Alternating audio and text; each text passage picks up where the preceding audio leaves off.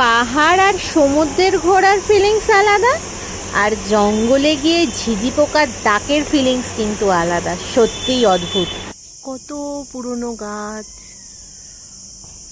চারিদিকে ঝিঝি পোকার ডাক, তার সাথে দেখো গাছের গুড়িটা কত মোটা, আর এর পাশে ছোট্ট ছোট্ট কটে।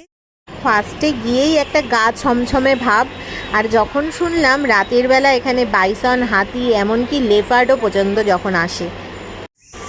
আর এই যে আমি যে একটুখানি সুযোগ পেলেই ভিডিও করা শুরু করে দিই, দেখো এদিকে ওপরে কত বড় বড় গাছ আর এদিকে ছোট্ট ছোট্ট কটেজ।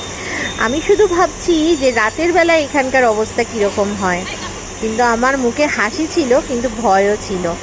আর আমরা আজকে চলে এসেছি জলদাপাড়া অভয়ারণ্যে, আর এখানকার পরিবেশ ভীষণ সুন্দর, ভীষণ সুন্দর, মানে বলবার মতন নয়। ভীষণ একটা আওয়াজ, ঝিঝি পোকার ডাক, তার সাথে শান্ত পরিবেশ, তার সঙ্গে চারিদিকে ফুল গাছ। আর এখানকার আজকের ওয়েদার কিন্তু ভীষণ মেঘলা, হয়তো মেবি রাতের দিকে বৃষ্টি হতে পারে।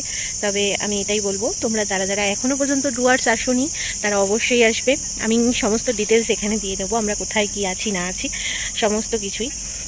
খুব সুন্দর জায়গা, খুব ভালো জায়গা, আর দেখতেই পাচ্ছ এখানে ভীষণ সুন্দর, ভীষণ সুন্দর, খুবই সুন্দর। এই যে দেখছো এই বিল্ডিংটা কিন্তু যতটা শুনলাম যে ইংরেজরা করেছিল, আর সত্যি কথা বলতে কাঠের পুরো একদম। আর নতুন বিল্ডিংও হয়েছে যেখানে আমরা ছিলাম, তার সঙ্গে পাশে ছোট ছোট এই যে কটেজগুলো দেখতে পাচ্ছ, এইটা। আমি তো দাঁড়িয়ে ওখানে সব কিছুই উপভোগ করছিলাম। আমরা যেখানে থাকবো সেটা হচ্ছে এই জায়গাটা, ভীষণ সুন্দর জায়গাটা। আর দেখো একটা আওয়াজ হচ্ছে, মানে পোকা না পাখি কি ডাকছে ঠিক বুঝতে পারছি না, কিন্তু খুব সুন্দর পরিবেশটা, ভীষণ সুন্দর। আর এই যে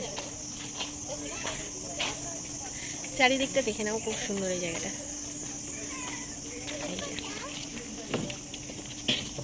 আমরা একটুখানি এদিকে যাই, যে চলো দেখে নিই জায়গাটা কি আছে। এটা একটা জায়গা যেখানটা একটুখানি পার্ক মতন করা আছে, সবাই এখানে বসেও আছে। প্লাস আমরা কালকে এখান থেকে বেরোবো, ছোট ছোট গেস্ট রুমও আছে, দেখে নাও দূর দূর থেকে ওই যে ওইদিকে এগুলো ছোট ছোট রিসর্ট টাইপের। আর এখানটায় সবাই এখানটায় বসে আছে এরকম,